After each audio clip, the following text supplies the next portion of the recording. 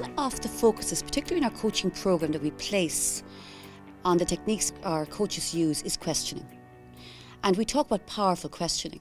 What is a powerful question? And a powerful question is directly linked to the term appreciative inquiry. And appreciative inquiry came into the world of coaching and into the world, I suppose, in general. It was introduced by a man called David Copperrider, who, when he was doing his thesis, his doctorate, he noticed that organisations who were surviving and thriving had a certain way of dialoguing with the people in the organisation. And that way was dialoguing with people around working to their strengths. So what's really working well here? What are we doing well?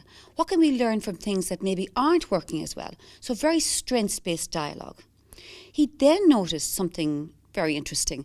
The organisations who were becoming stagnant, where people were becoming a little bit disempowered, feeling disengaged, were the organisations, what we would call, I suppose, traditionally the blame game.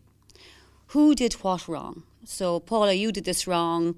It's your fault. I become de-energised, thinking, oh my goodness, I'm doing everything wrong. So he looked at these organisations who were surviving and thriving, and he said, it's how they're dialoguing. It's how they're speaking to each other. And he termed that appreciative inquiry. And his principles were linked to, in every organisation, in every person, something is working. And how can we find that? So a focus on what's going well, as opposed to a focus on what's wrong.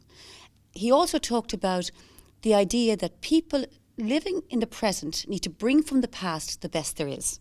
So it's saying we have great learnings from our past. We've learned so many things. How can we bring it into our dialogue with our coach today and feed it forward? So that term feed forward is linked to appreciative inquiry. And feeding forward, we need to feed forward the best there is. So this term appreciative inquiry is a strengths-based conversation. It's seeking to find the best there is, even within things we perceive not to be maybe where we'd want to be in our lives. Example, maybe we went for an interview yesterday, we didn't get it. Meeting our coach, we're feeling a little bit maybe demotivated, sad, a bit down. It's not that as in the coaching dialogue we don't empathise and acknowledge what's happened to our clients, but we then seek to find the best there is. So our client got into the interview. That's good.